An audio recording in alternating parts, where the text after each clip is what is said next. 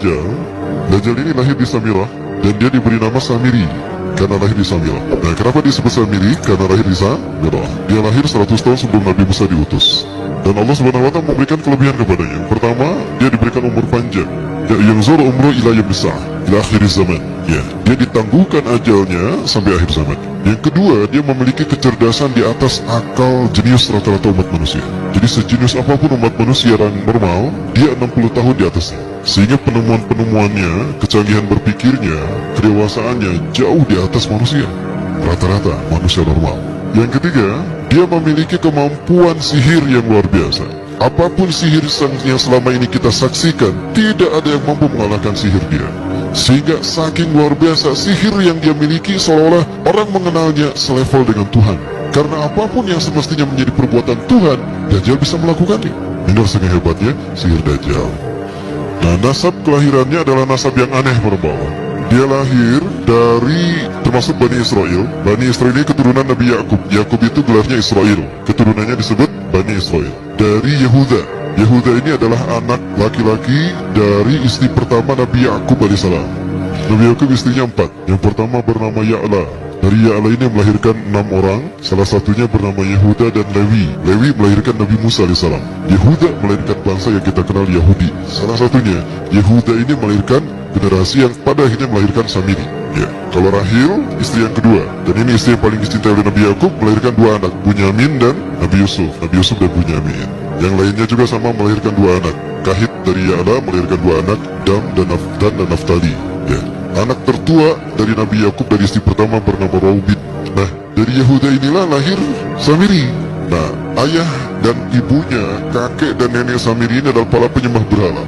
Karena Samirah saat itu terkenal penyembah berhala. Ayahnya ini lahir dari proses perzinahan adik dan kakak, incest. Adik dan kakak berzina, lahir ayahnya.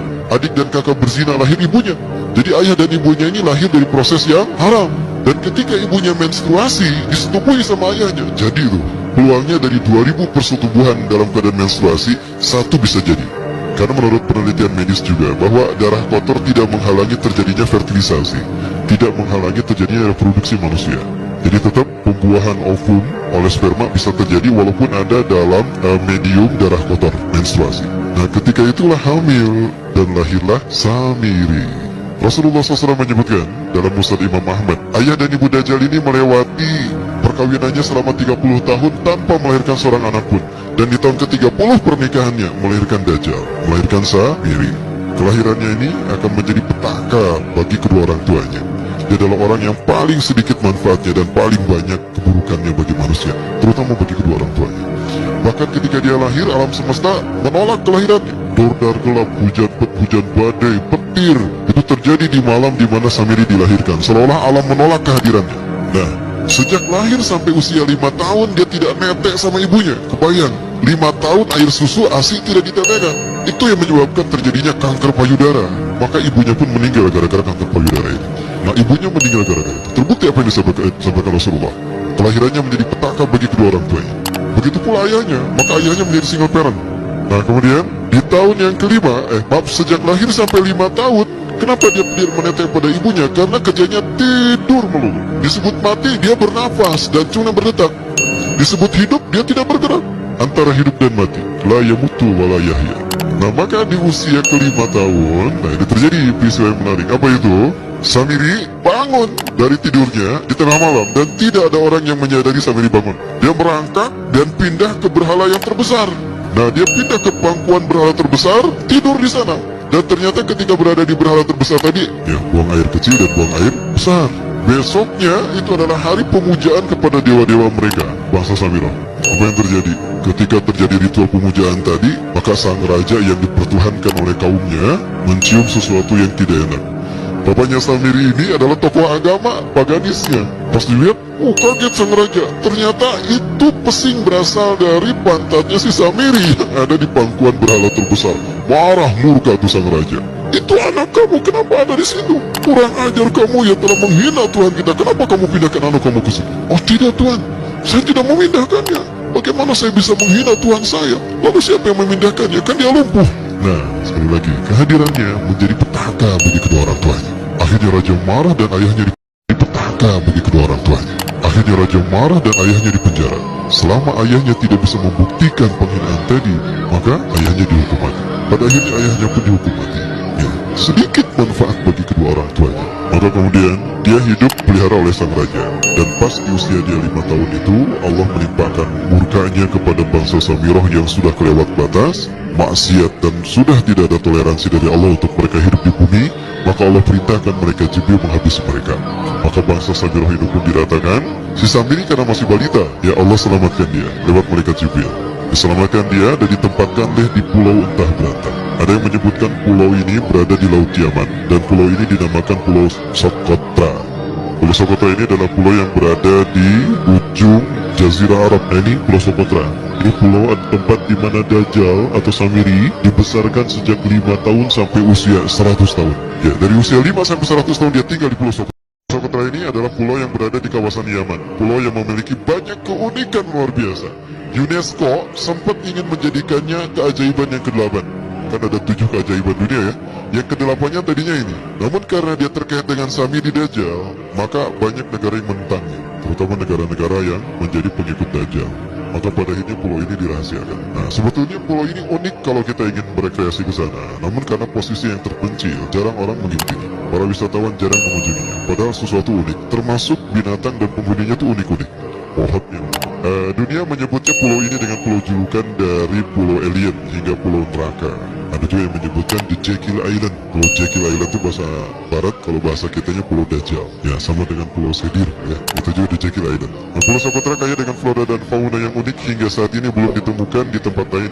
Jadi tidak ada flora dan fauna yang ada di pulau ini yang ada di pulau lain di seluruh dunia. Hanya ada di pulau ini. Makanya ciptakan satu binatang yang unik juga, yang disebut dengan jasasa. Jasasa. Binatang jasasa itu artinya mata-mata. Tajassa yatajassu tajassusan wa jasasatan, artinya pemata-mata, spy. Binatang ini bertumbuh besar. Tahmatun kabirah tughati jismaha asy'ar hatta la nastati an nufariqa ayna wajhu wa ayna dubru. Tubuhnya besar, dipenuhi dengan bulu, sehingga saking penuhnya bulu kita tidak bisa membedakan mana dubur mana wajah. Yang menghadap itulah wajah. Baik, karena itu pulau ini pernah dilestarikan sebagai salah satu dari 7 keajaiban dunia yang baru ya. Nah baik, ini contohnya nih, saya perlihatkan keajaiban dan keunikan. Ini adalah padang pasir di Pulau Socotra.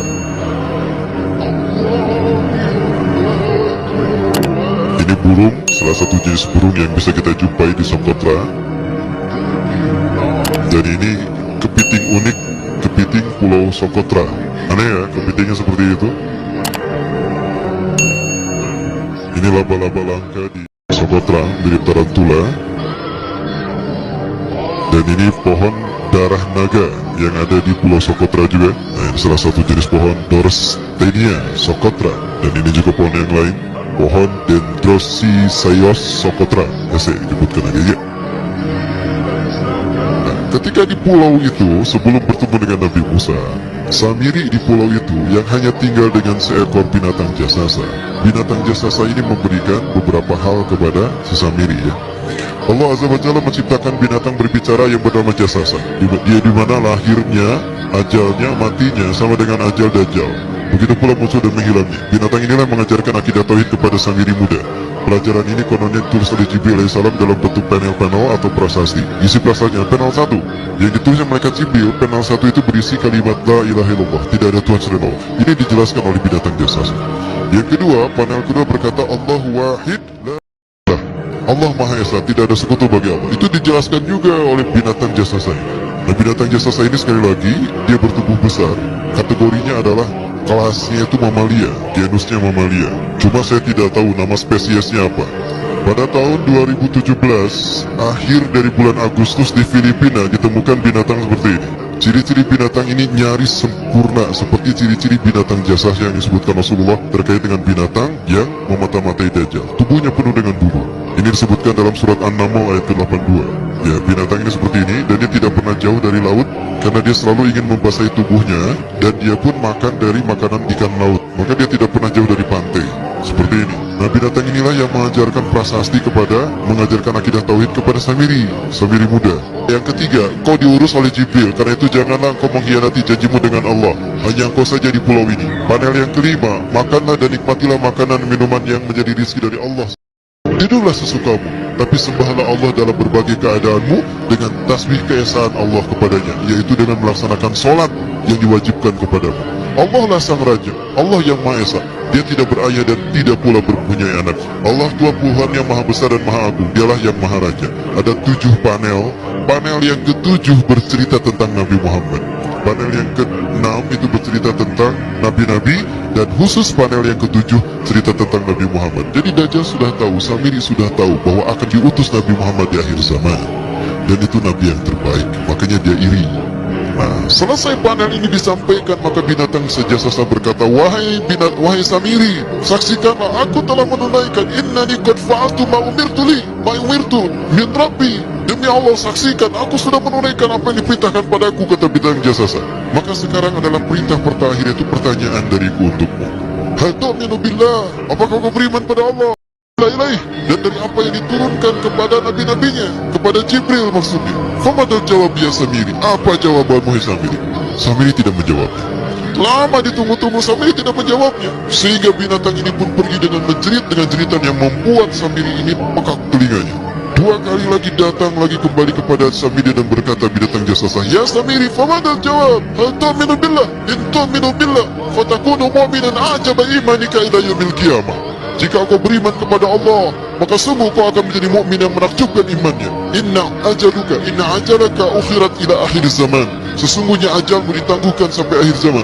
Jika kau beriman pada Allah, kau akan menjadi mukmin yang menakjubkan. Fa in lam tu'min billah, tapi jika kau tidak beriman kepada Allah, wa bima unzila ilaih, dan apapun yang diturunkan pada Jibril, innaka minal mul'unina ila yaumil qiyamah, dan kau terkutuk sampai hari kiamat nanti. Tidak juga dijawab. Pergi lagi binatang jasasa tadi. Yang ketiga kali yang terakhir dia bertanya kembali. Dan apa jawaban Samiri? Hei jasasa binatang buruk rupa, lihat di pulau ini tidak ada siapapun kecuali engkau dan aku. Dan yakinilah kalau panel ini bukan tentang Allah yang di langit sana, tapi yang disebut Allah itu saya. Hei jasasa, akulah Allah itu. Oh, dia menjerit dengan jeritan yang makin keras, sampai si Samiri pun menutup kedua telinganya. Sejak saat itulah binatang itu pergi dan berkata, Innaka Dajjal, innaka Dajjal, innaka Dajjal. Engkau adalah pendusta, engkau adalah pendusta. Pendusta sampai hilang suaranya. Di saat itulah Samiri mendapatkan gelar Dajjal. Jadi siapa nama asli Dajjal? Samiri. Dajjal artinya Al-Kazab, pendusta, bukan singkatan tadi. Baik, nah sejak saat itulah Samiri keluar dari pulau itu dan dia sudah menyandang gelar Dajjal, pendusta, karena dia mengaku Tuhan. Baik, Iwabillah, jangan kecerdasan yang mampu melakukan cloning dan mampu melakukan berbagai macam riset dan eksperimen. Hatta eksperimen yang mengilhami film Hook itu Dajjal bisa melakukan. Bahkan ketika orang membayangkan kendaraan tercanggih pesawat terbang, Dajjal sudah mampu membuat piring terbang dengan kecerdasan. Ya, Rasulullah menyebutkan kendaraan Dajjal itu dia bisa terbang, kata Rasulullah. Dan kecepatan terbangnya 5 km per sekon. 1 detik 5 km. Hanya dengan berkedip-kedip dia berkeliling dunia. Ya. Kecepatan ini diambil dari hadis Rasulullah. Berapa kecepatannya Rasulullah ketika dia terbang di muka bumi? Ya, kendaraan yang dia gunakan itu kecepatan terbangnya seperti awan yang ditiup angin, kata Rasulullah. Dan awan rata-rata ditiup angin itu 5 km per sekon.